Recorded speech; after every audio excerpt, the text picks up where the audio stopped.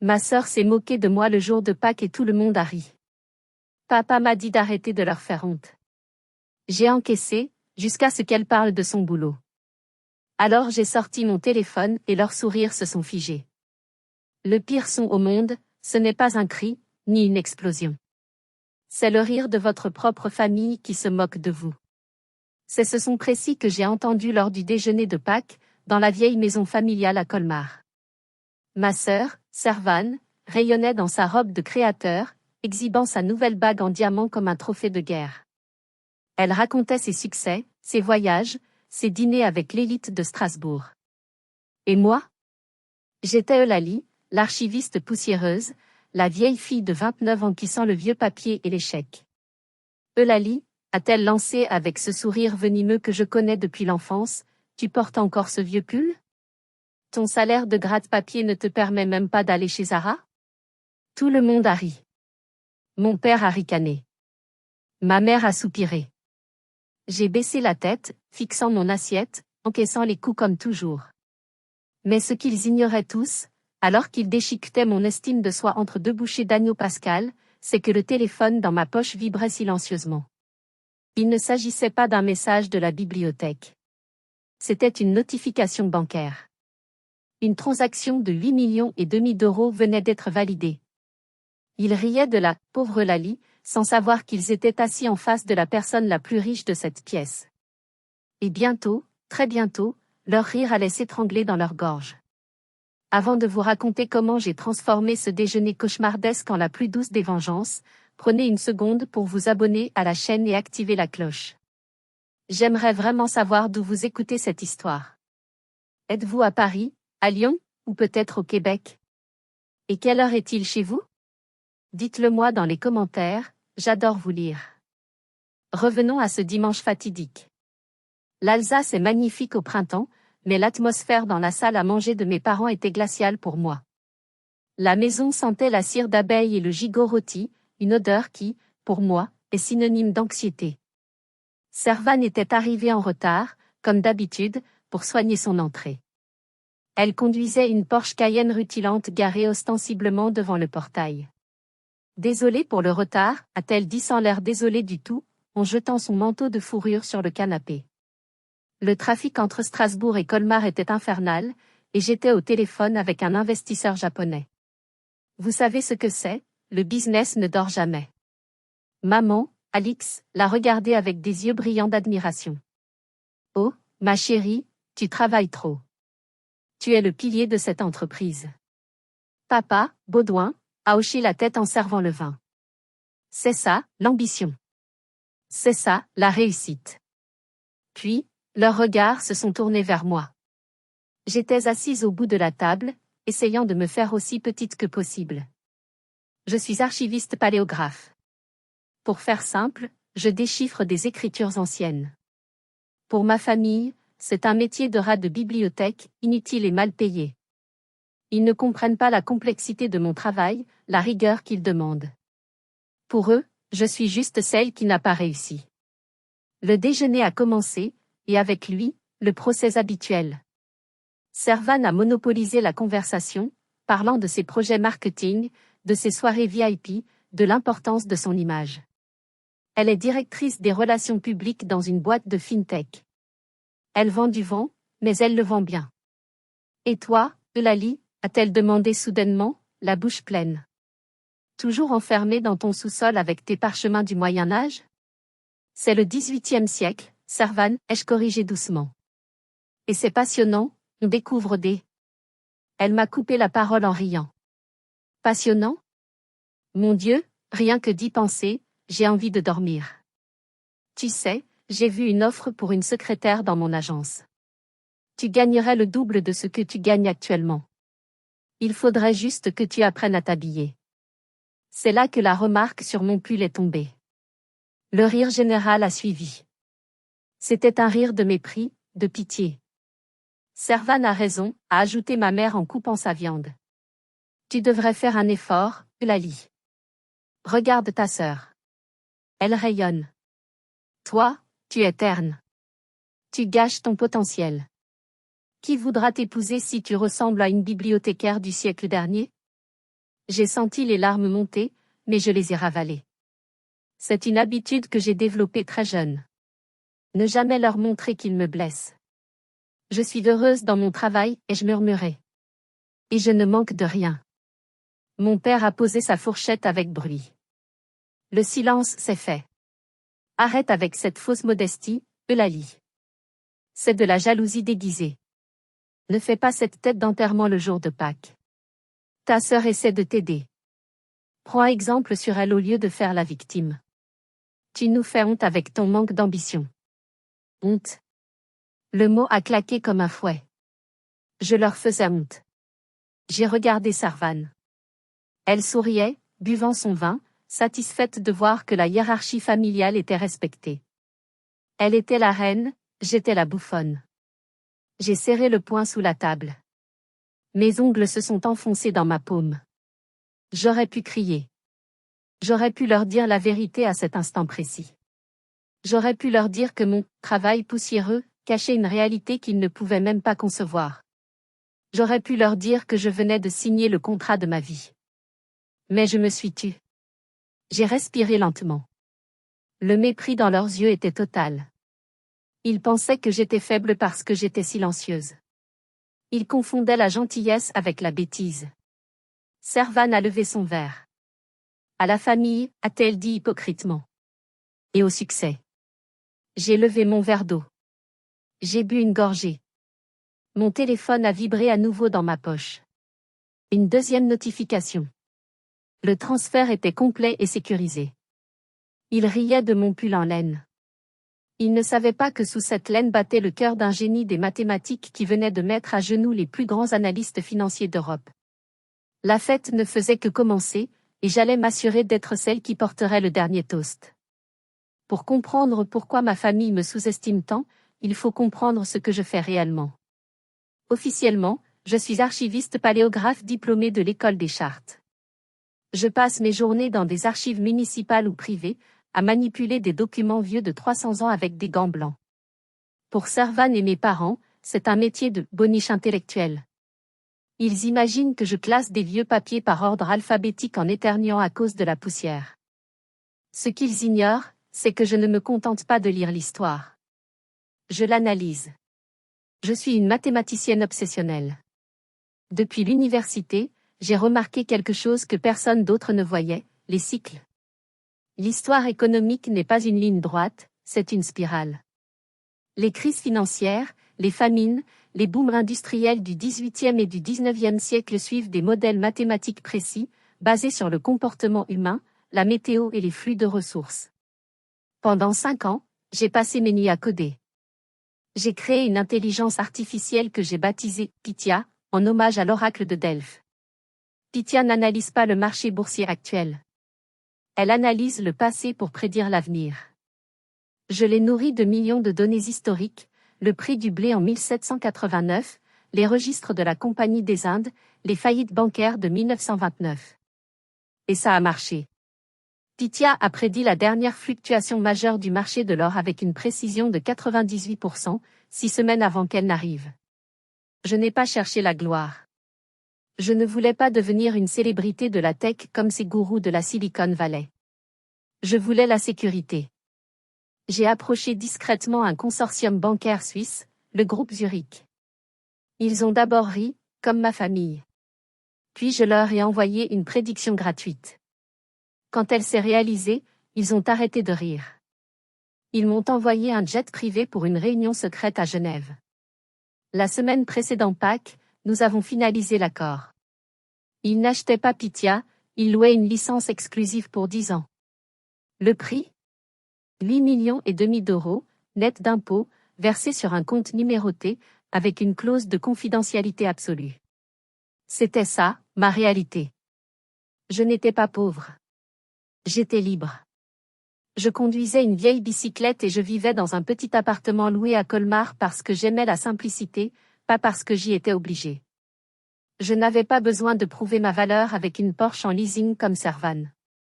En parlant de Servan, le contraste entre nous ce jour-là était presque comique.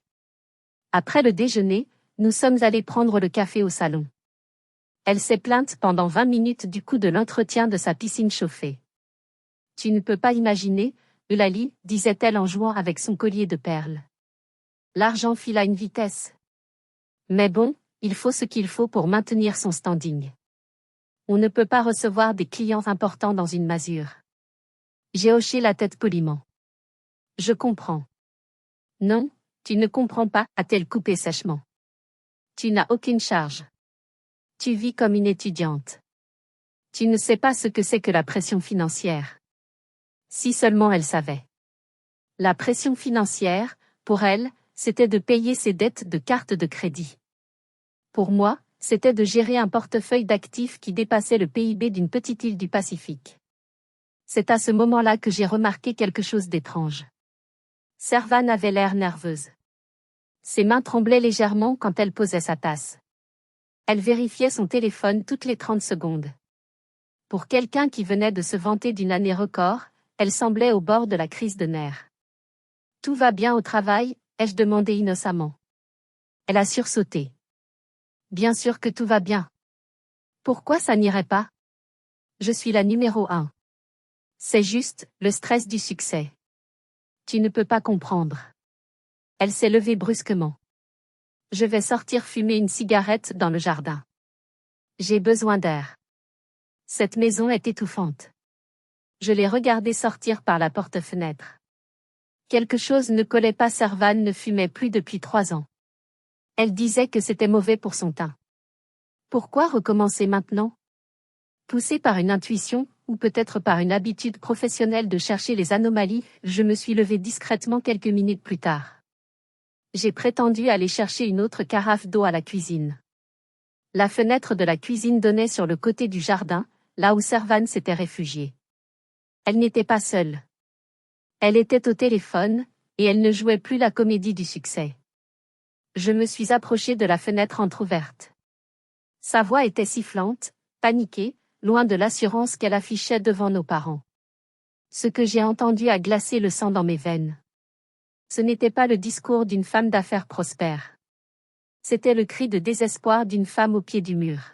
« Je vous dis que je vais trouver l'argent », criait-elle en chuchotant. « Laissez-moi juste 2 semaines. J'ai un plan. » J'ai retenu mon souffle. Quel genre de plan? Et pourquoi ma sœur parfaite, l'enfant prodige de la famille, était-elle en train de supplier un créancier? Je ne le savais pas encore, mais j'allais bientôt devenir la pièce maîtresse de son plan. Cachée derrière le rideau de dentelle de la cuisine, j'écoutais ma sœur s'effondrer. « Non, n'appelez pas mes parents, suppliait Servane. Si mon père apprend pour les dettes de jeu, il me déshérite. Écoutez, Marc, je suis sérieuse. Mon entreprise est sur le point de lancer un projet. Non, je n'ai rien pour l'instant, mais je vais trouver.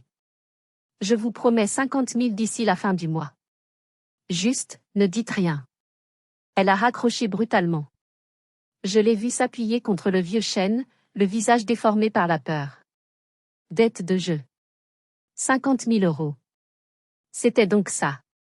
La Porsche, les vêtements, les bijoux, tout n'était qu'une façade. Servane était ruinée.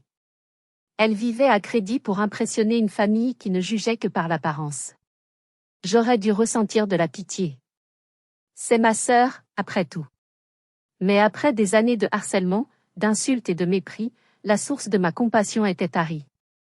Je suis retournée m'asseoir au salon avant qu'elle ne rentre. Quand elle est revenue, le masque était remis en place. Elle souriait, mais ses yeux étaient froids, calculateurs. Elle ressemblait à un animal acculé cherchant une issue. Et malheureusement, son regard s'est posé sur la table basse, là où j'avais laissé mon ordinateur portable ouvert. J'avais fait une erreur de débutante. J'étais tellement excitée par le transfert bancaire que j'avais laissé l'écran allumé.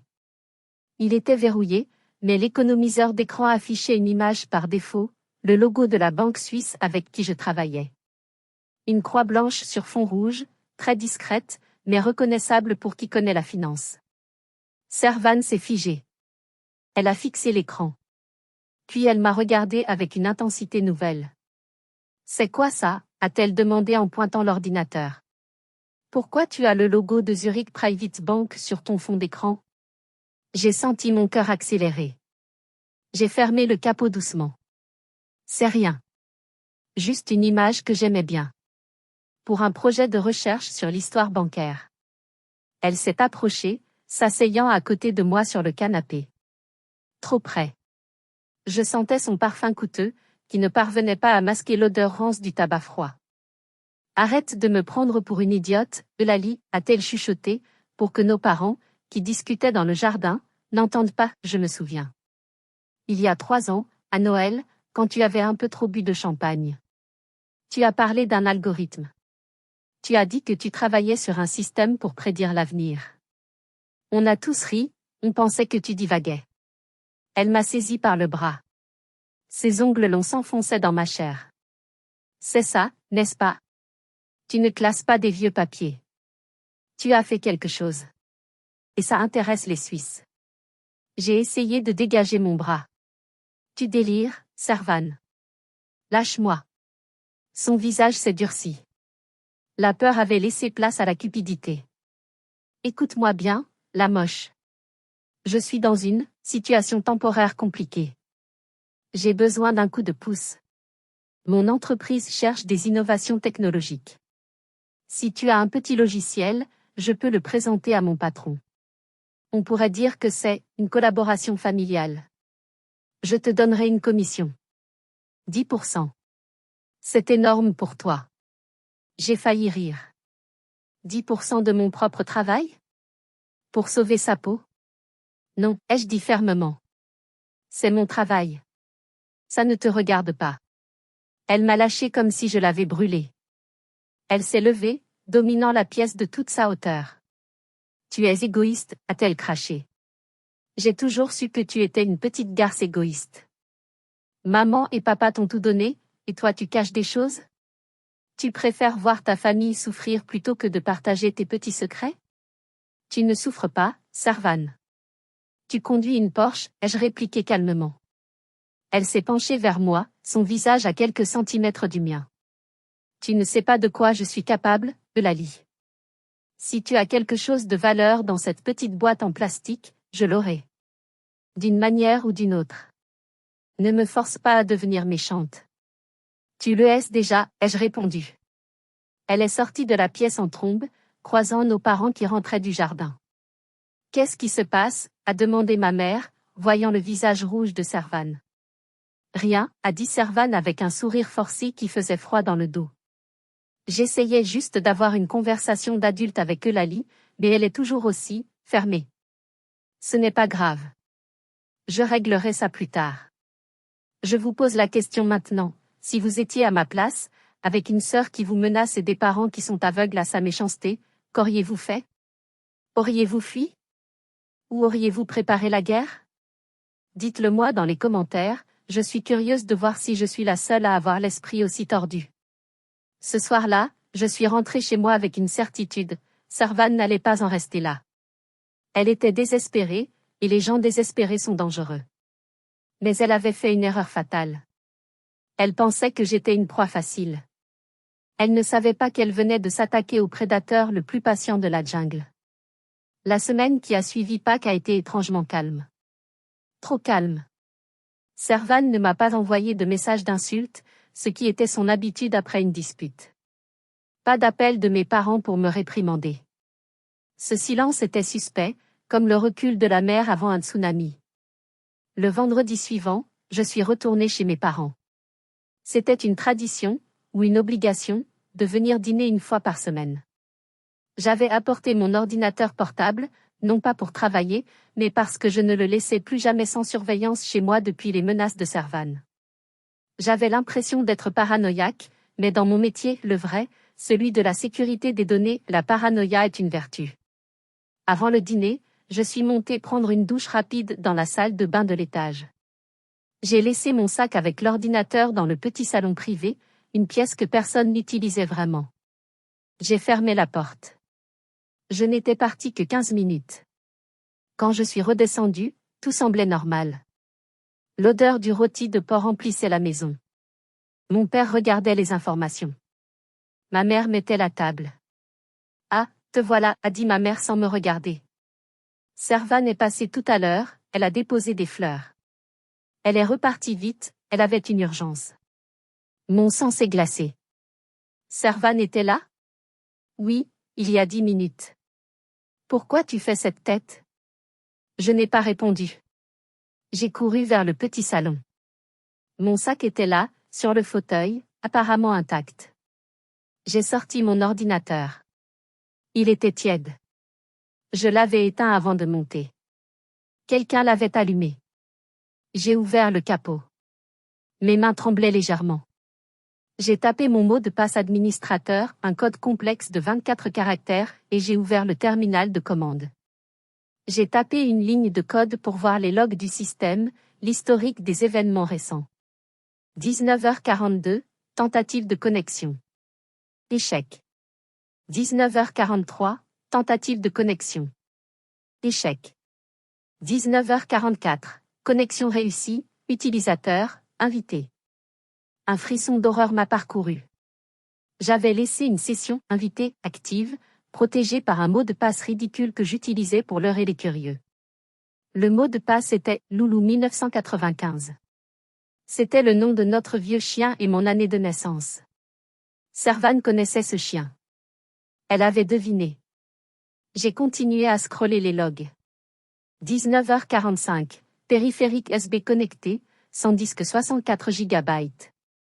19h46, copie du dossier C:/invité/document/projet-pitia-source. 19h48, périphérique USB déconnecté. Je me suis laissé tomber sur le canapé. Elle l'avait fait. Ma propre sœur m'avait volé. Elle était entrée chez nos parents, avait profité de mon absence, deviné mon mot de passe faible, et copié ce qu'elle croyait être le code source de mon intelligence artificielle. La trahison physique me donnait la nausée. Imaginez Servan, penché sur mon clavier, ses yeux brillants de cupidité, copiant mon travail pour sauver sa misérable carrière et payer ses dettes de jeu. C'était d'une bassesse absolue. Mais alors que la nausée passait, une autre émotion a pris le dessus. Un sourire froid, presque cruel, s'est dessiné sur mes lèvres. Servan pensait être maligne. Elle pensait avoir trouvé la clé du coffre-fort. Ce qu'elle ne savait pas, c'est que j'avais anticipé ce moment. Je savais qu'elle était désespérée. Je savais qu'elle viendrait. Le dossier qu'elle avait copié ne contenait pas le vrai code de Pythia. Le vrai code était stocké sur un serveur cloud sécurisé en Suisse, accessible uniquement par authentification biométrique. Ce qu'elle avait volé, c'était un leurre. Un honnête pot de miel, en langage de cybersécurité. J'avais créé ce dossier le soir même de Pâques, après ces menaces. Il contenait des milliers de lignes de code qui avaient l'air impressionnantes mais qui ne faisaient rien d'autre que des calculs mathématiques aléatoires. Mais au milieu de ce fatras inutile, il y avait un petit fichier exécutable caché. Un canary token. Un mouchard numérique. Dès que Servan ou quiconque essaierait d'exécuter ce programme pour voir comment il fonctionne, le mouchard s'activerait. Il ferait 3 choses, il m'enverrait l'adresse IP de l'ordinateur, sa localisation GPS exacte, et il activerait le microphone de l'appareil pour enregistrer tout ce qui se disait dans la pièce pendant 10 minutes. J'ai fermé mon ordinateur calmement. Je suis retourné dans la salle à manger. Tout va bien, a demandé mon père. Tu es pâle. Tout va très bien, papa, ai-je répondu en m'asseyant. J'ai juste hâte de voir ce que l'avenir nous réserve. Servan venait de voler une grenade dégoupillée en pensant que c'était une pomme en or. Et j'allais être là quand elle exploserait. Le week-end a passé. Lundi matin est arrivé. J'étais chez moi, dans mon appartement silencieux de Colmar. J'avais pris un jour de congé à la bibliothèque. Je ne pouvais pas me concentrer sur des manuscrits du Moyen Âge alors que mon piège numérique était en place au XXIe siècle. J'avais installé mon centre de commande sur ma table de cuisine, 2 écrans, mon ordinateur principal sécurisé, et une tasse de café noir. Sur l'écran de gauche, la console de surveillance de mon Canary Token clignotait doucement, en attente. Je savais que Servan ne perdrait pas de temps. Elle avait besoin d'argent vite. Elle allait essayer de vendre ou d'utiliser le code dès que possible. À 10h15, le signal a changé. L'écran a clignoté en rouge. Alerte, fichier exécuté. Mon cœur a bondi. J'ai tapé frénétiquement sur mon clavier pour afficher les détails. Adresse IP, 194.55.23.20 Localisation, Strasbourg, quartier d'affaires de Loaken. Nom du réseau, Fintech-Solution-Secure. Elle était à son bureau. Elle avait apporté le code volé directement à son travail. C'était encore pire que ce que je pensais. Elle ne voulait pas juste le vendre au marché noir, elle voulait le faire passer pour une création de son entreprise, ou pire, sa propre création. Allez, ai-je murmuré à l'écran. Active le micro. Le script que j'avais écrit était vicieux. Il simulait un chargement long du programme Pythia, affichant une barre de progression bidon à l'écran de la victime, pour lui donner une raison d'attendre. Pendant ce temps, le microphone enregistrait. Un fichier audio est apparu sur mon bureau, ROC 2404-017.wave. J'ai mis mon casque. J'ai appuyé sur lecture. Le son était cristallin. Servan avait un ordinateur de haute qualité. D'abord, le bruit d'une chaise qui grince. Puis, la voix de Servan. Voilà, regardez ça. C'est en train de charger. C'est l'architecture dont je vous parlais. Une voix d'homme, grave et autoritaire, a répondu. Je l'ai reconnu immédiatement. C'était Jérôme, le PDG de sa boîte. Je l'avais vu dans des articles de presse locaux. C'est impressionnant que vous ayez développé ça seul, Servan, en plus de vos fonctions de PR. Je ne savais pas que vous codiez. Servan a ri. Un rire nerveux, mais arrogant. Oh, vous savez, Jérôme, j'ai toujours eu une passion pour les mathématiques. Je travaille dessus le soir et le week-end depuis 6 mois. Je l'ai appelé Phénix. Parce qu'il va faire renaître nos prévisions financières de leurs cendres. Je suis resté bouche bée. Le culot. Le mensonge absolu. Elle s'attribuait mon travail sans la moindre hésitation. Et vous êtes sûr de la propriété intellectuelle, a demandé Jérôme. C'est 100% à vous? Pas de sous-traitant? Pas de risques légaux? Il y a eu un silence. J'ai retenu mon souffle. C'était le moment de vérité. Allait-elle avouer? C'est 100% à moi, a affirmé Servan avec aplomb. C'est mon bébé. De toute façon, l'idée originale venait d'un vieux brouillon de ma sœur. Elle a fait une pause, et j'ai entendu le mépris dégouliner de sa voix. Ma sœur est une pauvre fille. Elle est archiviste. Elle est un peu limitée socialement et intellectuellement. Disons qu'elle est à la limite du retard mental. Elle jouait avec des chiffres, comme une enfant joue avec des cubes. J'ai pris son gribouillage incohérent et j'en ai fait un vrai logiciel. Elle ne comprendrait même pas ce qu'on regarde sur l'écran. Je lui donnerai une carte cadeau pour la Fnac et elle sera contente. Limité. Retard mental. Carte cadeau. J'ai enlevé mon casque. Mes mains ne tremblaient plus.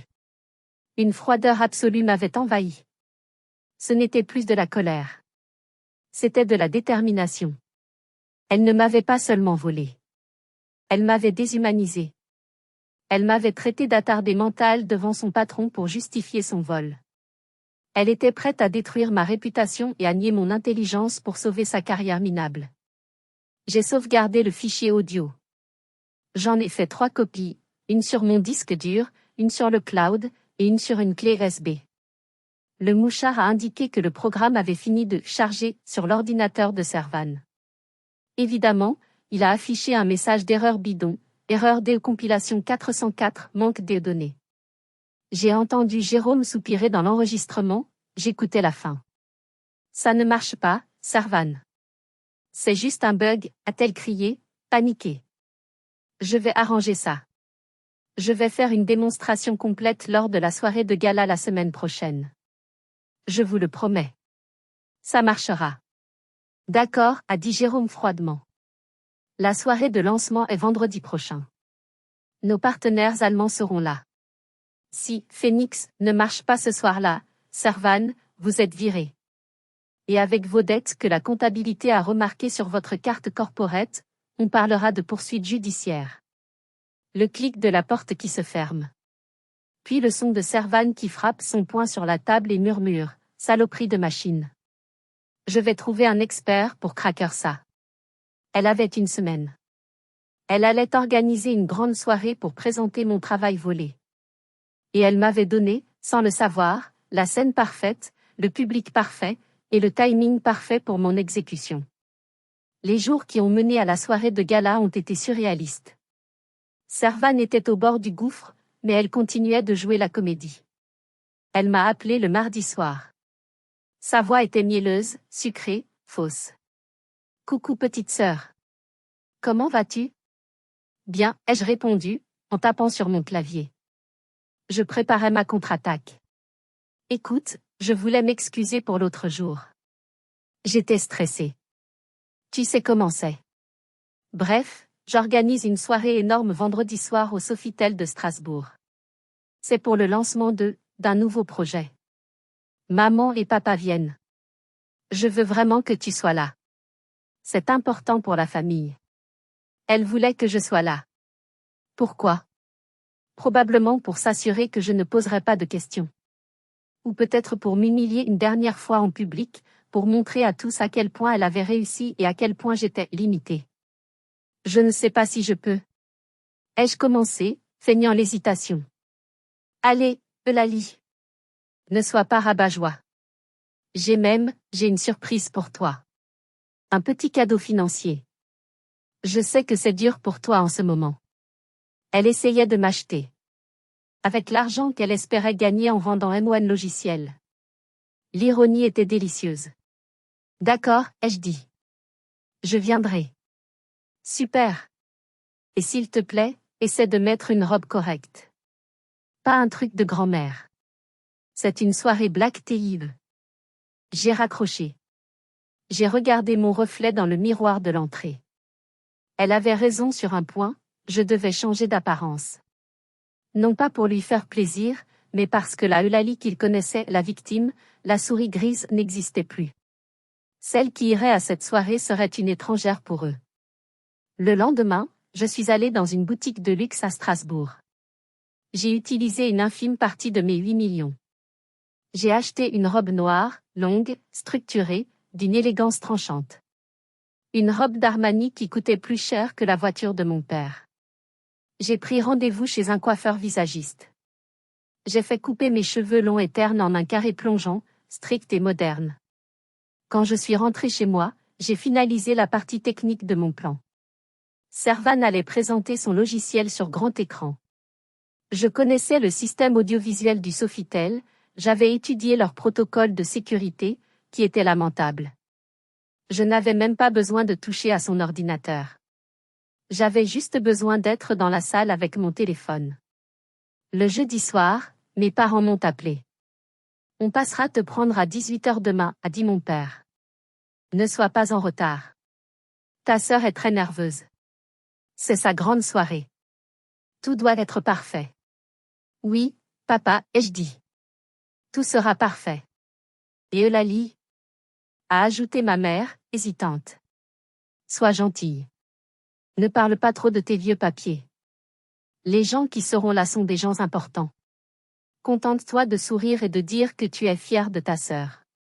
Je suis très fière de ce qu'elle a accompli, ai-je répondu. Et je ne mentais pas. J'étais fière qu'elle ait réussi à creuser sa propre tombe avec autant d'enthousiasme.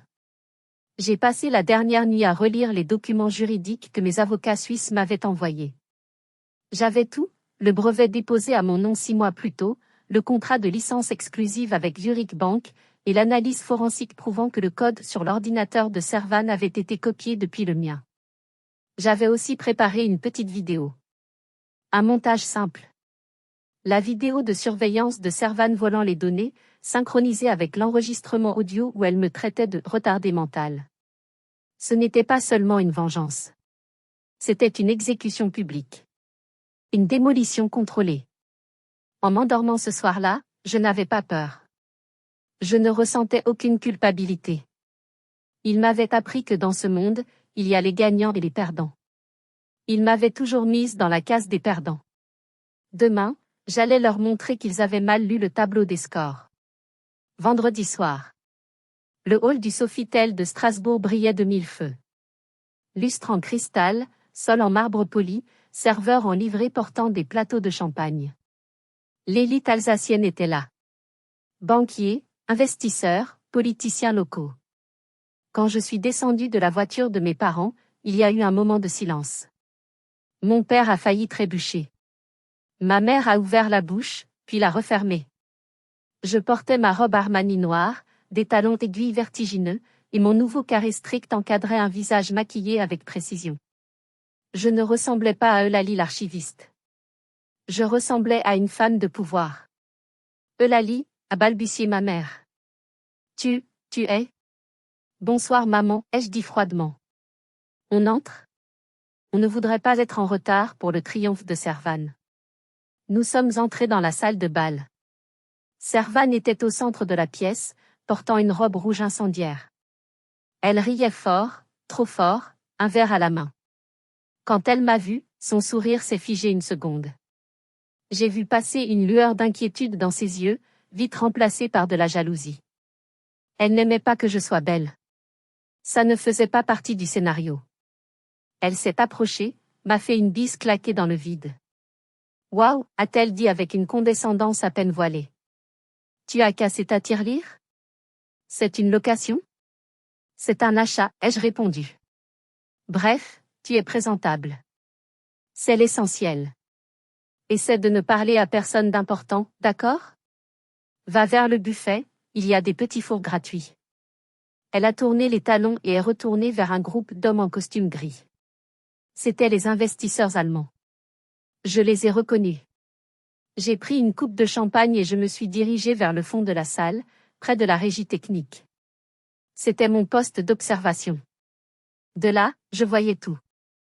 Je voyais mes parents se pavaner, disant à qui voulait l'entendre, « Oui, c'est notre fille, la directrice. » Un génie, vraiment. Je voyais Servan transpirer légèrement malgré la climatisation. Elle parlait avec animation, faisant de grands gestes. Elle jouait sa vie. Elle savait que le code, Phoenix, mon code leur, ne marchait pas. Elle avait probablement demandé à un technicien de créer une fausse démo vidéo pour faire illusion ce soir. C'est une technique classique des fraudeurs, le vaporware. Vendre un produit qui n'existe pas encore. À 20h, les lumières se sont tamisées. Une musique dramatique a retenti. Jérôme, le PDG, est monté sur scène. Mesdames et messieurs, merci d'être venus. Ce soir, FinTech Solutions est fier de vous présenter une révolution. Une intelligence artificielle capable de prédire l'avenir des marchés. Je laisse la parole à sa créatrice, notre brillante Servan. Applaudissements nourris. Servan est montée sur scène. Elle a pris le micro. Elle tremblait, mais sa voix était ferme. Merci, Jérôme. Merci à tous. Vous savez, l'innovation, c'est souvent une route solitaire. J'ai passé des nuits blanches, sacrifié mes week-ends pour créer Phoenix. C'est le fruit de mon travail acharné, de ma vision. Ma mère, au premier rang, essuyait une larme. Mon père bombait le torse. Phoenix n'est pas juste un algorithme, continuait Servan, prenant confiance. C'est une fenêtre sur demain. Et ce soir, je vais vous montrer ce qu'il peut faire. Elle a fait signe au technicien en régie. Lancez la démo, s'il vous plaît. C'était mon signal. J'étais adossé au mur, juste à côté de la cabine technique. J'ai sorti mon téléphone. J'avais déjà pénétré le réseau Wi-Fi de la salle, mot de passe Sofitel 2024, pathétique. J'avais accès au serveur de projection via un protocole de partage d'écran sans fil non sécurisé. Le technicien a appuyé sur un bouton. L'écran géant derrière Servan s'est allumé. Mais ce n'était pas le logo Phoenix qui est apparu. L'écran est resté noir pendant 2 secondes. Le silence s'est fait dans la salle. Servan a ri nerveusement. Un petit souci technique, ça arrive. La technologie, vous savez. Puis, l'image est apparue. C'était une vidéo granuleuse, en noir et blanc. Une caméra braquée sur un salon familier. Mon salon. On voyait une silhouette féminine entrer furtivement. Servan. La salle a retenu son souffle. Servan s'est retournée vers l'écran. Qu'est-ce que c'est que ça? Coupez ça, a-t-elle hurlé au technicien. Le technicien tapait frénétiquement sur son clavier, mais j'avais verrouillé le système. Il ne pouvait rien faire. Sur l'écran, on voyait Servan brancher la clé USB. On voyait son visage éclairé par la lueur de l'écran, un visage déformé par l'avidité. Puis, le son est arrivé. Pas le son de la vidéo, mais l'enregistrement audio du bureau. Ma voix off n'était pas nécessaire. La voix de Servan, amplifiée par les enceintes de concert de la salle de bal, a tonné comme le jugement dernier. Ma sœur est une pauvre fille. Elle est à la limite du retard mental. J'ai pris son gribouillage incohérent. Je lui donnerai une carte cadeau pour la Fnac. Le silence qui a suivi la diffusion de l'audio était absolu. Pas un murmure, pas un tintement de verre. Juste le souffle de 300 personnes choquées. L'insulte résonnait encore contre les murs dorés, retardé mental. Servan était pétrifiée sur scène. Son visage était passé du rouge au blanc cireux. Elle ouvrait et fermait la bouche comme un poisson hors de l'eau. Elle cherchait du regard Jérôme, son patron. Jérôme était debout, les bras croisés, le visage livide. Les investisseurs allemands chuchotaient entre eux, l'air scandalisés. Mes parents étaient figés comme des statues de sel. Ma mère avait la main sur la bouche, les yeux écarquillés d'horreur. Mon père regardait l'écran, puis Servan, puis l'écran, incapable de traiter l'information. J'ai décollé mon dos du mur. J'ai posé ma coupe de champagne sur une table. Le bruit du verre sur le marbre a semblé incroyablement fort dans le silence. Je me suis avancé vers la scène. Le bruit de mes talons sur le parquet résonnait. Clac. Clac. Clac. La foule s'est écartée pour me laisser passer, comme la mer Rouge devant Moïse. Ils ne me connaissaient pas, mais ils comprenaient instinctivement que j'étais la némésie de cette histoire. Je suis monté sur les marches de la scène. Je me suis tenu à côté de Servan. Elle tremblait si fort que ses bijoux cliquetaient. Eulalie, a-t-elle chuchoté, la voix brisée par la terreur. Arrête ça. Je t'en supplie. On est sœurs. J'ai pris le micro de sa main moite. Elle n'a pas résisté. Je me suis tourné vers la salle. J'ai cherché le regard de mes parents. Puis celui de Jérôme. Bonsoir à tous, ai-je dit. Ma voix était calme, posée, professionnelle. Je m'appelle Eulalie. Je suis la pauvre fille dont vous venez d'entendre parler. L'archiviste. La retardée mentale. Quelques personnes ont halté. Ce que vous venez de voir, ai-je continué en désignant l'écran où l'image de Servan volant les données était figée, c'est un crime. C'est de l'espionnage industriel et du vol de propriété intellectuelle. Ma sœur a volé ce qu'elle croyait être le code source d'une intelligence artificielle pour le vendre à votre entreprise, monsieur Jérôme. J'ai vu Jérôme déglutir. Mais il y a un détail qu'elle a oublié. Ou plutôt, qu'elle a sous-estimé, car elle pense que je suis idiote. J'ai sorti mon téléphone et j'ai affiché un nouveau document sur l'écran géant. C'était un certificat officiel avec le sceau de la Confédération suisse.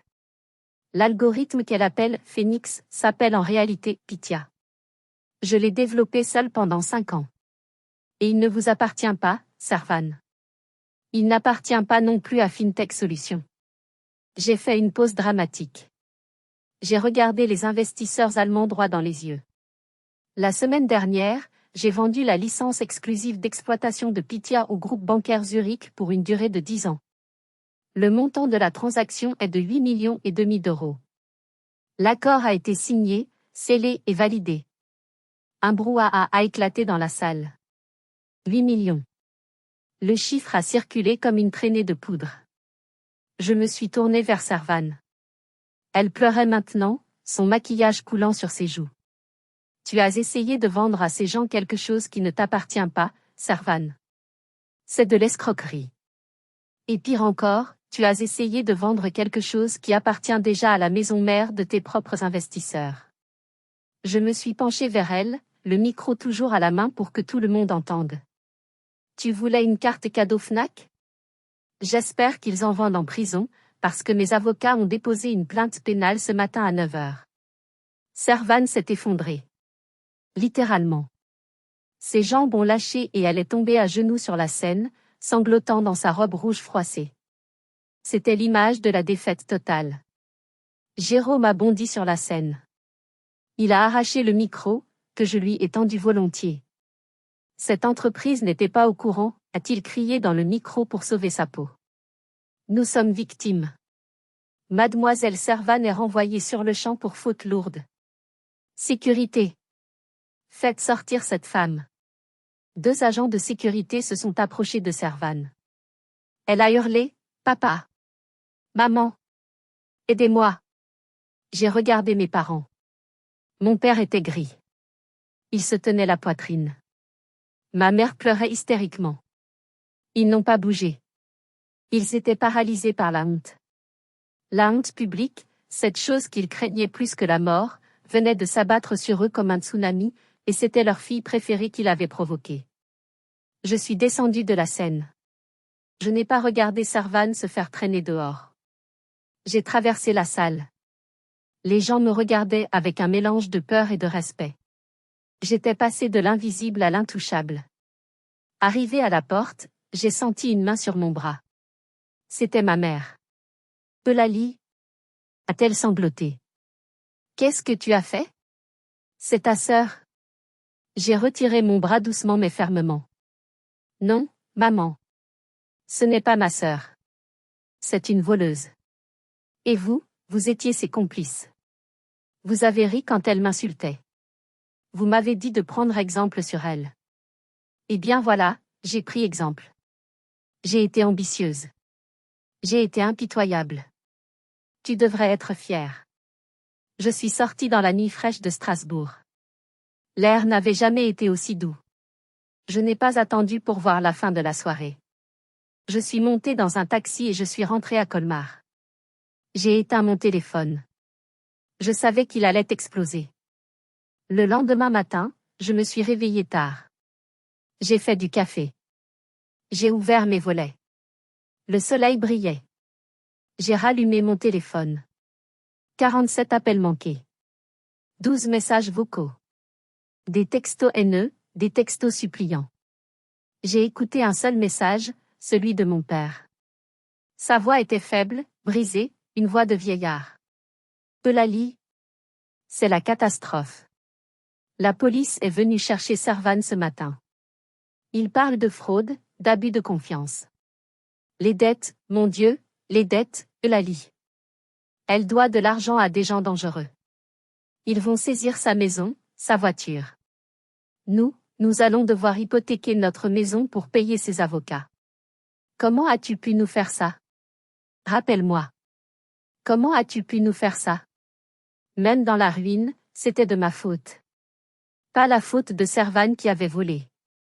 Pas la faute de Servan qui avait joué l'argent qu'elle n'avait pas. C'était ma faute parce que j'avais allumé la lumière sur leur cafard. Je n'ai pas rappelé. J'ai appelé mes avocats suisses. Maintenez la plainte, ai-je ordonné. Pas de négociation. Je veux qu'elle soit poursuivie pour tout ce qu'elle a fait. C'est compris, mademoiselle, a répondu l'avocat avec son accent calme. Nous avons aussi contacté les créanciers de votre sœur pour leur signaler qu'elle n'a aucun lien financier avec vous et que votre patrimoine est intouchable. L'après-midi, quelqu'un a frappé violemment à ma porte. C'était ma mère. Elle avait l'air d'avoir vieilli de 10 ans en une nuit.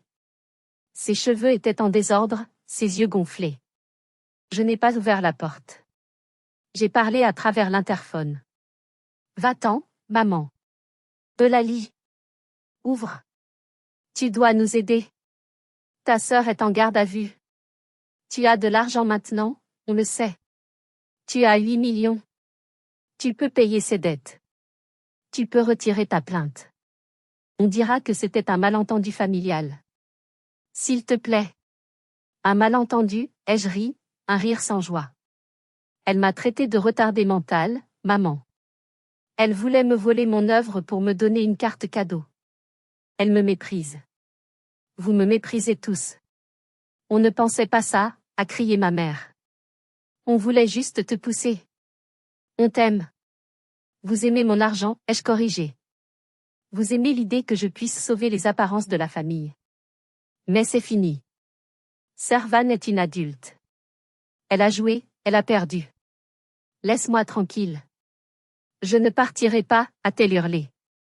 Alors j'appelle la police pour tapage, ai-je dit calmement. Il y a eu un long silence. Puis j'ai entendu ses pas s'éloigner, lourds et traînants. C'était le son le plus triste et le plus libérateur que j'ai jamais entendu. Dans les semaines qui ont suivi, l'empire de papier de Servan s'est effondré. Tout était faux. Son diplôme était un faux. Ses chiffres de vente étaient gonflés. Sa vie était un mensonge financé par la dette et l'escroquerie. Elle a été condamnée à 2 ans de prison avec sursis, c'était sa première condamnation, et à une interdiction définitive de gérer une entreprise. Elle était ruinée, socialement et financièrement. Mes parents ont dû vendre leur maison de Colmar pour payer une partie des dettes qu'ils avaient co-signées bêtement pour elle. Ils ont déménagé dans un petit appartement en banlieue. La honte les a isolés de leurs amis bourgeois. Ils étaient devenus ce qu'ils méprisaient le plus, des ratés. Et moi? J'ai fait mes valises. Colmar était trop petit, trop plein de fantômes. J'ai regardé une carte de France. Je voulais la mer. Je voulais le large. Je voulais un endroit où les remparts protègent la ville, comme je m'étais protégé moi-même. J'ai choisi Saint-Malo, en Bretagne. J'ai acheté une magnifique demeure de corsaire, en pierre, face à l'océan. J'ai transformé le rez-de-chaussée en une bibliothèque privée rare, ouverte seulement aux chercheurs passionnés. Je continue de travailler sur Pythia, d'améliorer l'algorithme, de regarder les cycles de l'histoire se répéter. Je n'ai plus jamais parlé à Servan. Je sais qu'elle travaille maintenant comme caissière dans un supermarché à Mulhouse. C'est un travail honnête. Probablement le premier travail honnête qu'elle ait jamais fait. Je n'ai plus jamais parlé à mes parents. Ils m'envoient parfois des lettres pour me demander de l'argent. Je ne les ouvre pas. Je les brûle dans ma cheminée en regardant la tempête se déchaîner sur la Manche. 6 mois ont passé depuis ce fameux Pâques. Aujourd'hui, je suis assise sur la terrasse de ma maison à Saint-Malo. Le vent salé me fouette le visage. C'est vivifiant. C'est réel. Loin des faux sourires de Colmar, loin des dîners hypocrites, j'ai enfin trouvé qui je suis. Je ne suis pas la pauvre Lali. Je ne suis pas la sœur moche. Je suis une femme indépendante, brillante et libre. Parfois, je repense à ce moment sur scène, quand j'ai vu le visage de ma sœur se décomposer. Est-ce que je regrette? Est-ce que j'ai été trop dure? Non. La gentillesse sans respect, c'est de la soumission. J'ai été soumise toute ma vie. Ce jour-là, j'ai choisi le respect. Le respect de moi-même. On nous apprend que la famille est sacrée. Que le sang est plus épais que l'eau. C'est un mensonge dangereux. Parfois, le sang est toxique. Parfois, la famille est la première chaîne qui vous empêche de voler. Couper cette chaîne n'est pas un acte de cruauté, c'est un acte de survie. Servan pensait que le monde lui devait tout parce qu'elle était belle et bruyante. Elle pensait que je ne valais rien parce que j'étais discrète et studieuse. Elle a oublié la leçon la plus importante de l'histoire, celle que mes vieux manuscrits m'ont apprise, les empires les plus arrogants sont toujours ceux qui tombent le plus brutalement. J'ai gardé mon vieux pull en laine. Celui dont ils se sont moqués. Je le porte quand je travaille face à la mer.